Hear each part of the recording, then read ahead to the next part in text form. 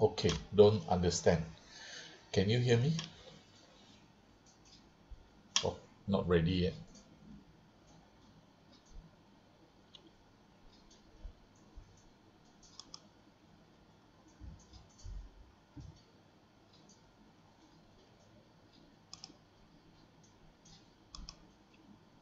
Okay, can you hear me? Can you see the screen? Yes, teacher. Both can hear and can see the screen. Okay, And so I'm going through the questions from the previous lesson. Then I will continue with equation of tangent, right? Equation of tangent. So this is what you asked me the last lesson. Okay, so this 2C. Okay, number 2C. You're supposed to find the first and second derivative of this function 2x plus 5 over x minus 1. Okay, so differentiate. This is a quotient of two functions. The top is linear, bottom linear. Should be very easy, right? Because once you differentiate, then it will become just a number only, right? Just a number only. So we start with this 2x plus 5. You always differentiate the top function first. When you differentiate 2x plus 5, you get 2. Now the other function x minus 1, you need not differentiate. So you just keep it like this. Okay, the second step, you have to differentiate the function at the bottom. So the function at the bottom is x minus 1. When you differentiate x, you get 1. The other function, 2x plus 5, you just keep.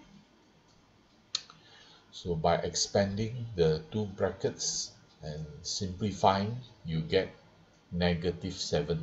The x, they eliminate each other, right? So no more x, the numerator is negative 7. Denominator is x minus 1 holding square. Okay, so this is the answer. This is the answer.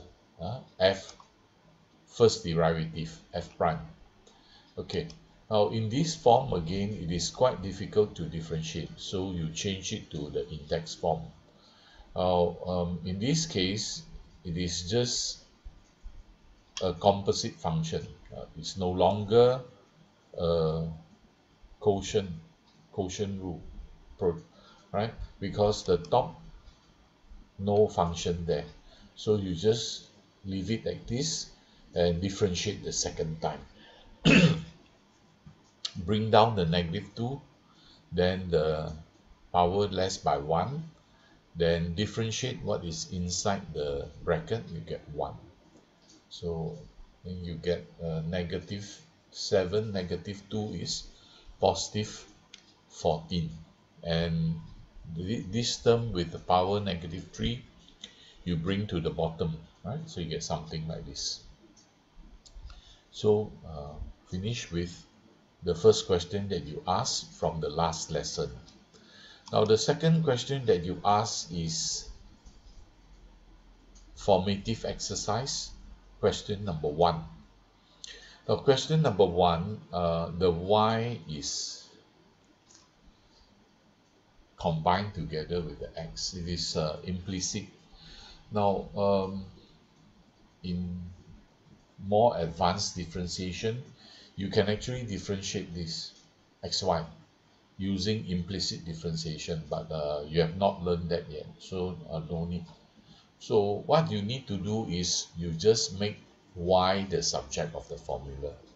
So you are right, y is the you have already made x the subject of y the subject of the formula.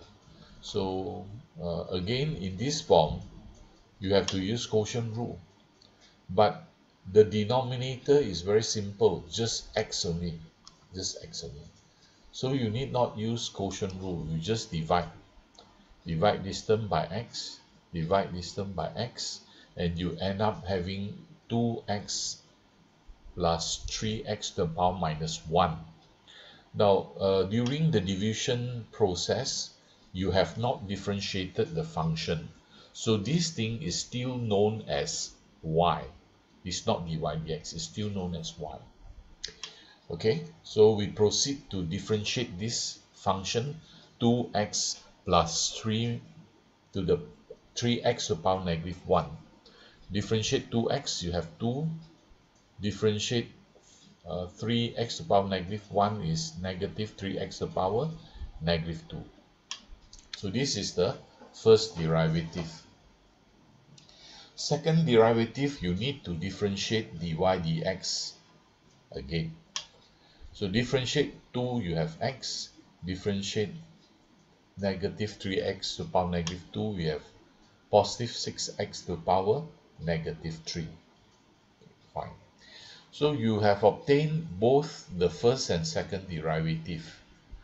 The question is, show this thing. Show this differential equation is true. So you want to show this differential equation, or this thing is known as a differential equation. But if you don't know it's called differential equation, never mind. Right? Anyway, you are not going to solve this differential equation. You are just going to prove that such a differential equation exists from the given function. Okay, right.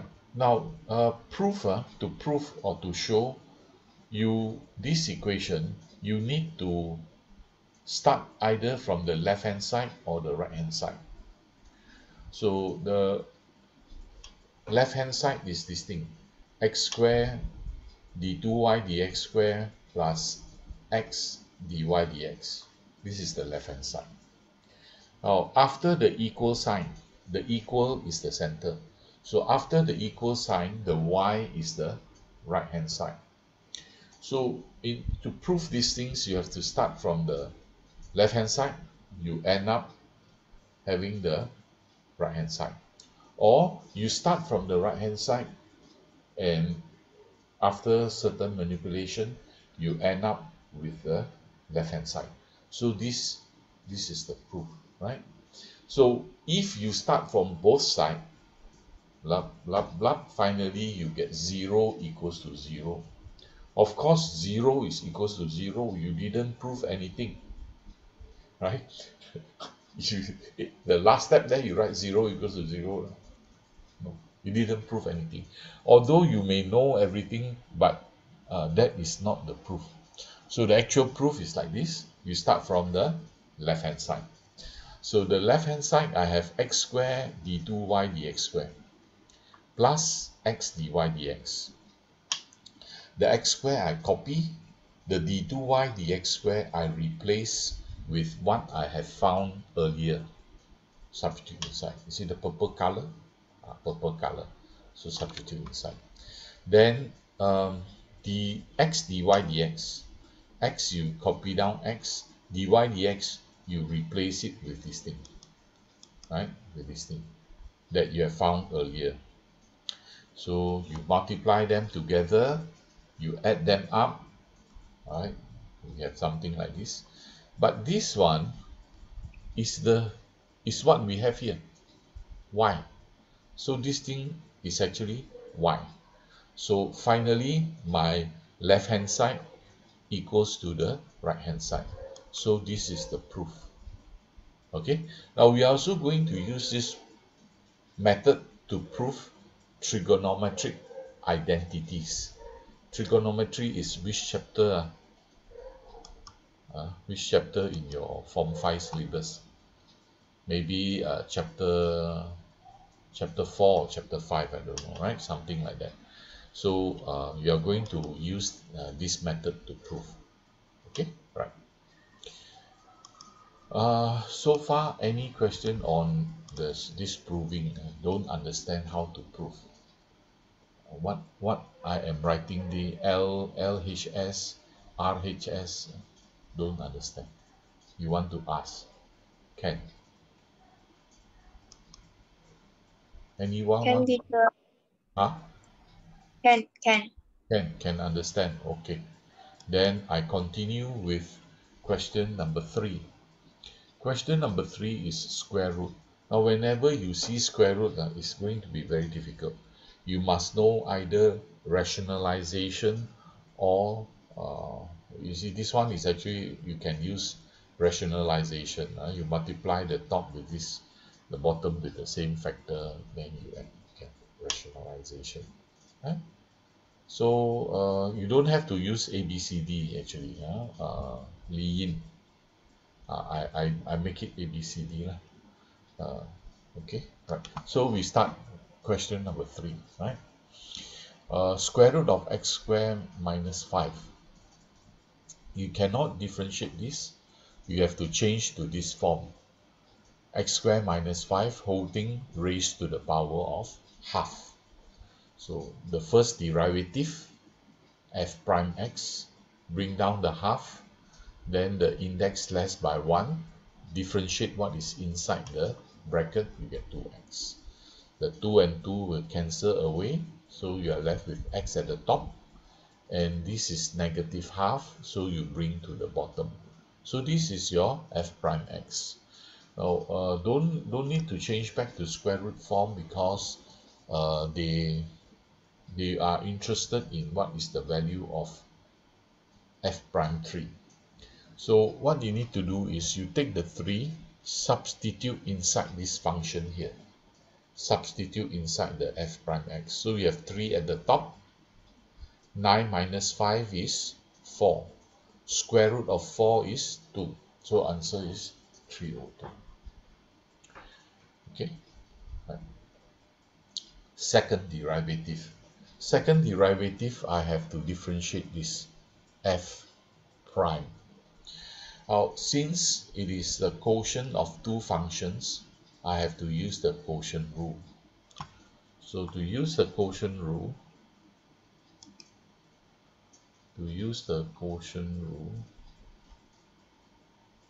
okay, here, this one. This one is the first function. Differentiate x, you get 1. Differentiate x, you get 1 here. You get 1. Okay. Then the second function at the bottom there, you just keep. Okay. The second part, you have to differentiate this thing. The function at the bottom. Okay. When you differentiate the function at the bottom, you get all these things except the last x. Except the last x. Why is it so? When you differentiate this, you have to bring down the half. Bring down half the bracket less by 1. Okay, then you have to differentiate inside the bracket. Differentiate inside the bracket, you get 2x. And the x, you just keep. Okay. How to simplify this thing? You can rationalize. If you remember how to rationalize, then you multiply the numerator with square root of x squared minus 5. You multiply the denominator with the same thing. Okay, now this thing, x squared minus 5 to the power half, I put it over 1. So this is AB. Okay, now this is negative, right? Negative. So negative, I'm going to put it at the bottom here. Put it at the bottom here. The 2x squared cancel with the half here. You are left with x squared. So far, okay or not? So Okay, teacher. okay, right. So I'm going to apply the ABCD at the top there. Apply ABCD at the top. Cross over to the other side. Half and half become power of 1. So there's no more square root. So it becomes x squared minus 5. Okay. So this one cross over to the other side. Right? So it becomes x squared minus 5. Because half become 1. Okay, then the second one, 1 multiplied with x squared. 1 multiplied with x squared is x squared.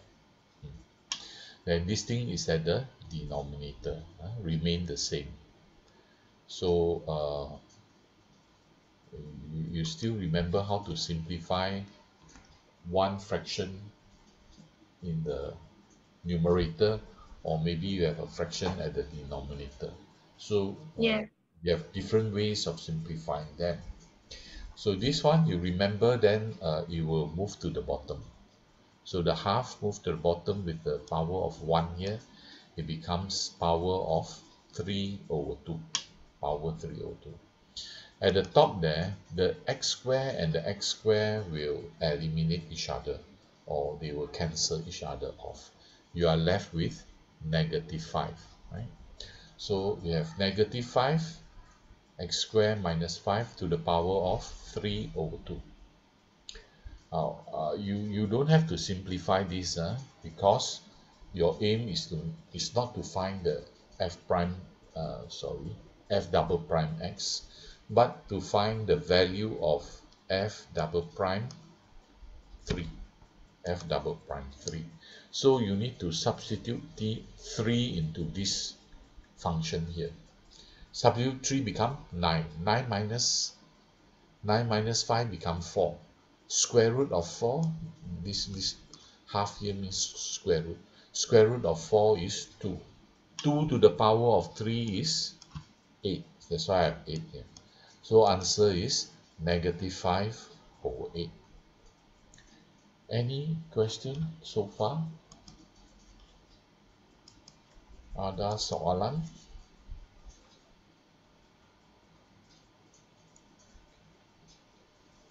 Other girls? Yesterday I asked Ang Yifen. Today I asked Jia Yan. Jia Yan, you got any question or not? Jia Yan? No. Jia Yan also no question. Okay, very good. No question. So I move on to the subtopic for today, which is the subtopic is equation of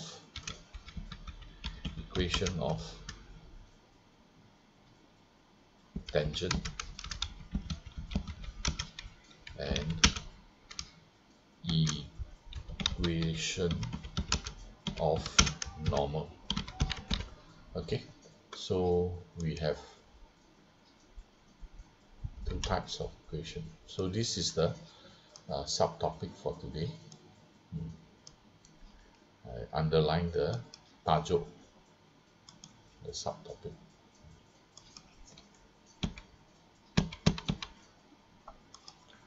Okay, right. So this is the topic for today. Okay, right. Now, how this tangent and normal comes about. So I have to explain to you how this tangent and normal comes about, right? Right. So assuming that this is the curve, right? Wait, let me see what I can do. Okay, never mind. I want to hide this. Okay, right.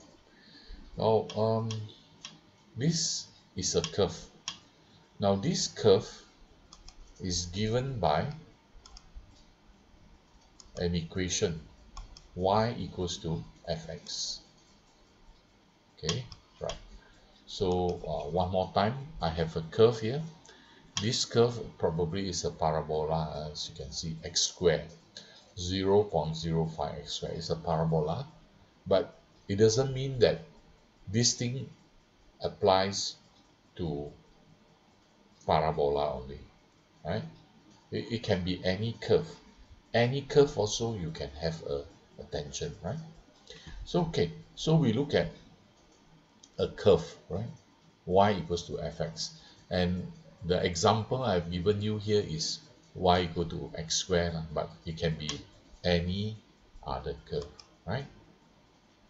And we take a point, a general point on the curve, okay, and call it A, right? So the coordinate of A is actually, I call it XA and YA, right? Now, as I move this point A, you see the coordinate here changes. So that means actually this curve consists of many points. There are many points on this curve. Right? There are many points there. Right. Now, on each of these points, I can find the dy dx. Okay. Like just now here, we find the dy dx and so on. And substitute in a value. You see here where? Here. Okay. So you see here, I find the dy dx. This is dy dx. And I put in a number, x equals to 3, and I get a particular value, a fixed value here.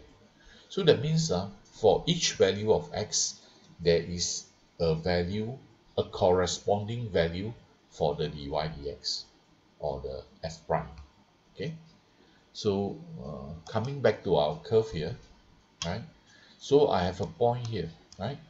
This point, the coordinate is given here.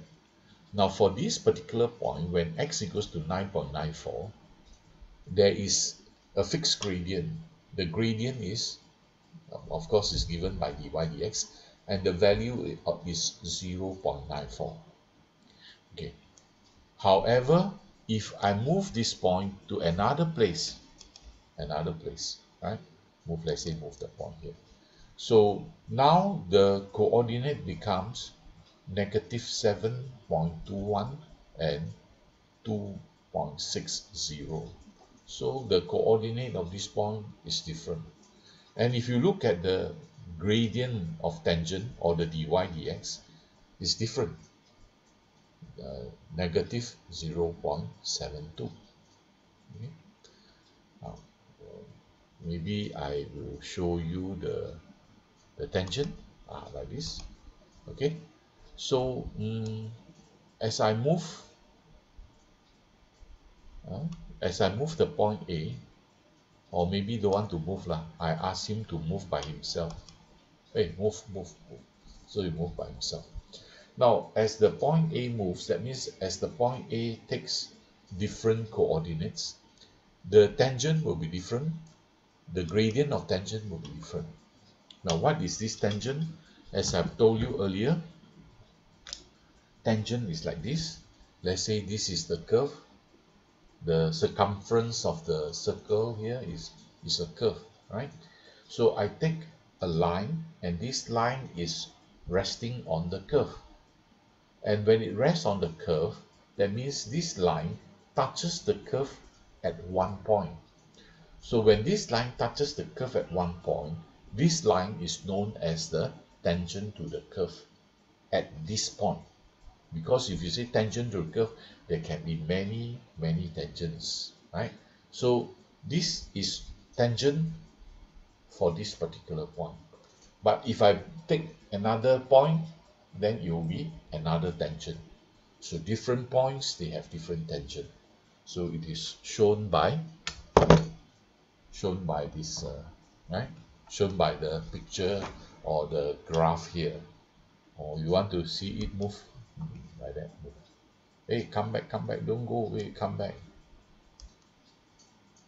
Come back, don't go away. Okay, right. So I asked him to come back. Hey, come back.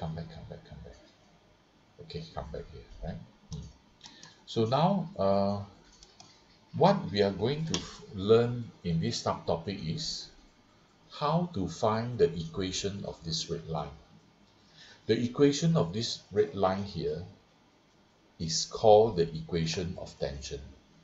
If the equation of this curve can be expressed in terms of x and y, the equation of this red line here, tangent to the curve, can also be expressed as y equal to mx plus c, like what you have learned in your coordinate geometry in Form 4 at Maths or Form 4 mathematics, right? So we're going to find the equation of this straight line. Okay, now I want to show you another thing, right?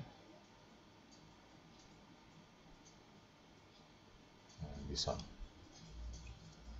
Now, other than uh, tangent to the curve at the point A, I can also draw another line called the normal to the curve at the point A.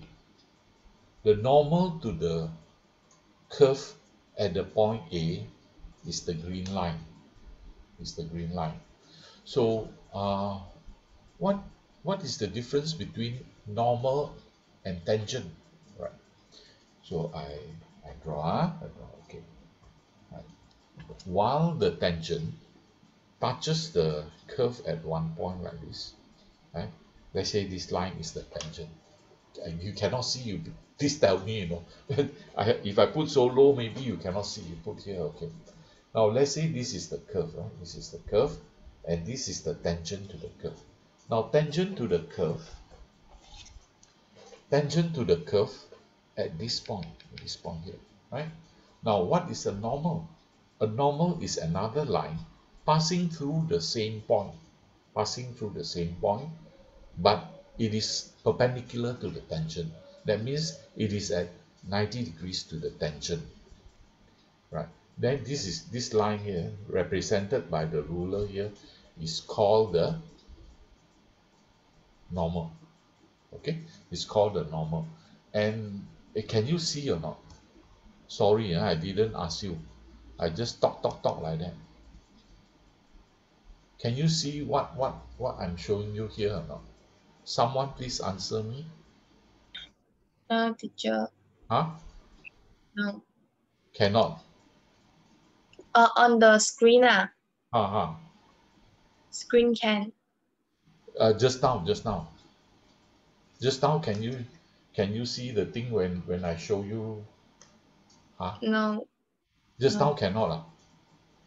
I didn't saw. Okay, okay. So I'm going to explain one more time. Huh? Now can see or not? Can you see me? Can. Yes. Okay. Right. One more time. Huh? One more time. Now, let's say this circumference of this circle here. Circumference of this circle here. Don't look at what is inside lah. Inside a lot of messages. When I retire that time, I think they wrote a lot of messages inside there. Don't know what is it. I didn't open up and see. Okay, don't imagine that there's nothing inside here. Imagine this is a curve, right? The circumference of circle is a curve, right? Now, this line is called a tangent. Why is it called a tangent? Because it touches the curve here, the circumference of circle. It touches the curve at one particular point. This is the point. Okay, so it is actually resting on the curve. Why I say restingly?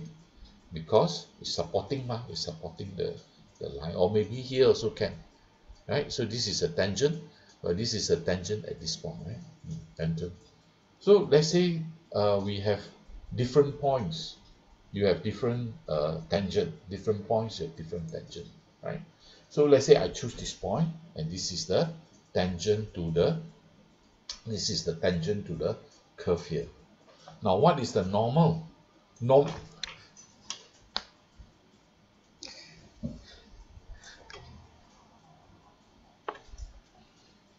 what is a normal? Right? If this is a tangent to the curve, then the normal is a line also passing through the same point where the tangent touches the curve, also pass through the same point, but it is perpendicular to the tangent. So this line is the normal. It's perpendicular to at the same point. Okay. So for every point on the curve, you have two lines. Two lines. One line is called the tangent, and another line is called the normal. Now, tangent touches the curve at one point, but the normal is not one point. Although it is normal at this point here, although it is normal at this point, the green line cuts the blue curve at this point, the green line will cut the blue curve again at another point further up there, right? But at that point, it is not the normal. It is only normal at this point here, A. Okay or not? Okay or not? Okay, teacher. Okay. I repeat. Tangent, tangent, right? Tangent to the curve at a particular point A, right?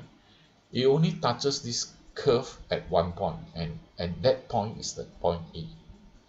Normal to the curve at the point A is that green line there. Can you see this green line here? Right. So this green line, it cuts the curve at this point A. It will also cut the curve again at another point up there, right? But at that point, it is not a normal to the curve. Only at this point, it is a normal to the curve.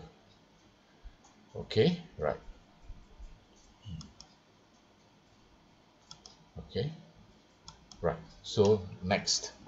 Now, let's say earlier on, the gradient of tangent, which is the dy dx, has this particular value, negative 0.32 at this point A.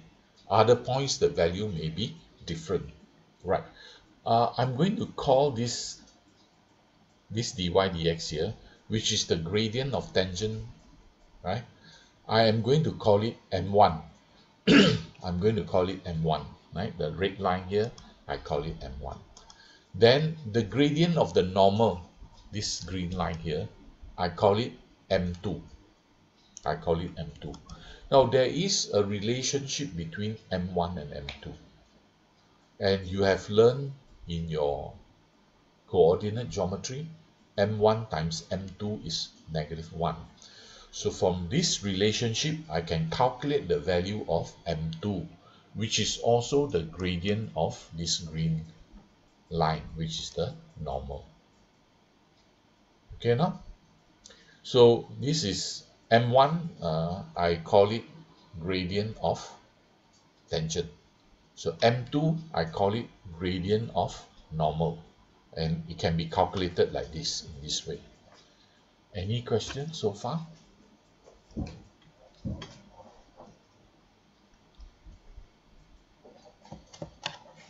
Ada soalan? Li Ying no soalan. Li Ying no soalan. One person disappear already.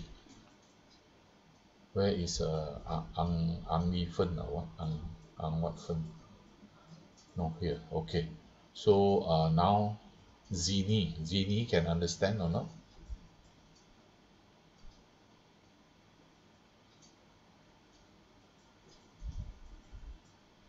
Okay. So Zini said can understand. Okay.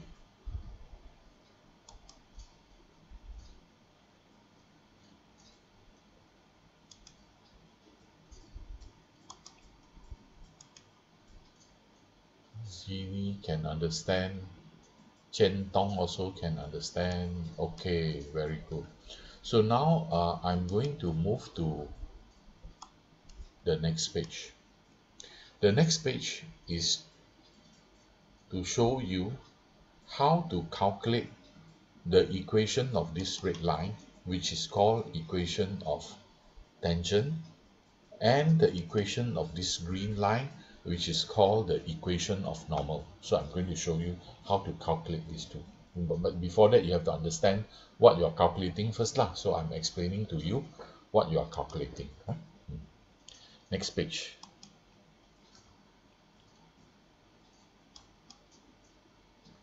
Okay, right.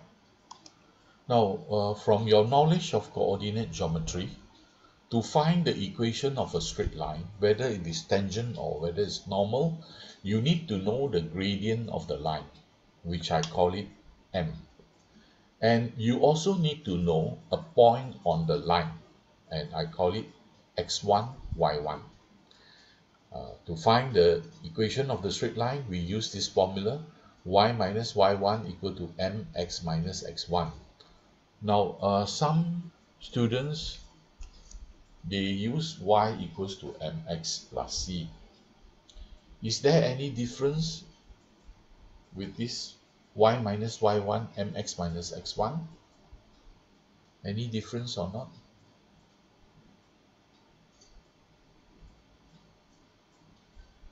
The answer, no different. But if you use equation of straight line y equal to mx plus c, you need to find the c. After finding the c, then you substitute back into the equation, and then you get the equation, right?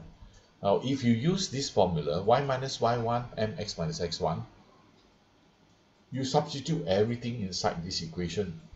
There is no more unknown inside this equation. Straight away, that equation is the answer. Faster, in other words, faster. You don't have to find the c, then take the c, put back into the equation y equal to mx plus c, number one. Number two, when you use y equal to mx plus c, your answer for the equation is always y equal to mx plus c. Whereas if I use this formula, I can change it to general form, right? Uh, ax plus by plus c equals to 0, or I can change it to your y equals to mx plus c form, or I can change it to intercept form. You see, so this y minus y1 mx minus x1 is very flexible. You can change it to whatever form you want, right? Because sometimes the gradient m is a fraction, so the fraction appear in an equation is not nice, so they want to remove the denominator from the fraction. But if I do it this way, it will be very easy for me to manipulate with the equation. Okay, so let me tell you one more time. You have to know the gradient, you have to know one point on the straight line in order to find the equation of the straight line. We are not talking about the curve, we are talking about the straight line, the tangent and the normal. So we follow this formula, right? Next, uh, the gradient of the tangent is actually dy dx. So what you need to do, you want to find the m in this equation here, you have to find the dy dx. So the dy dx is the gradient of tangent at a point on the curve, right? So this number here, m here, settle because you can find from dy dx and put the m inside this equation. You can find the equation of the straight line. Next, yeah, okay, this one, right. Next is this. If m1 and m2 are the gradients of two perpendicular lines, L1 and L2, then m1, m2 is equals to -1.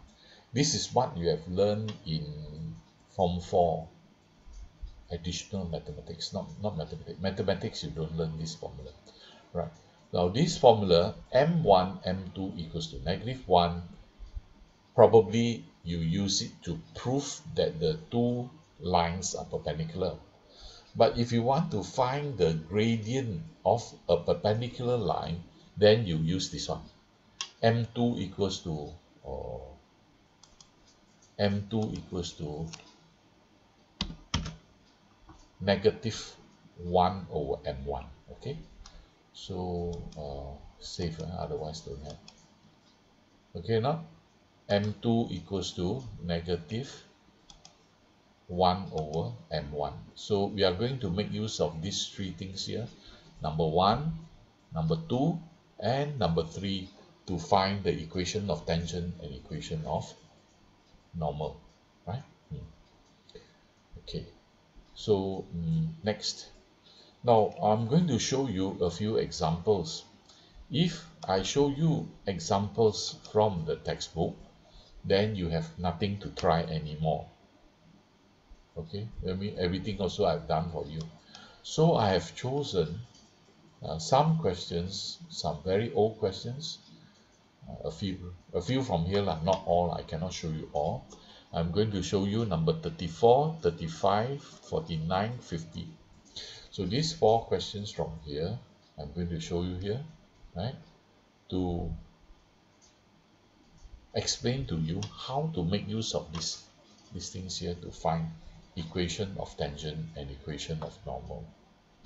Okay, so we stop here, and I give you another link. You have only 1 minute left, right? So stop here, right?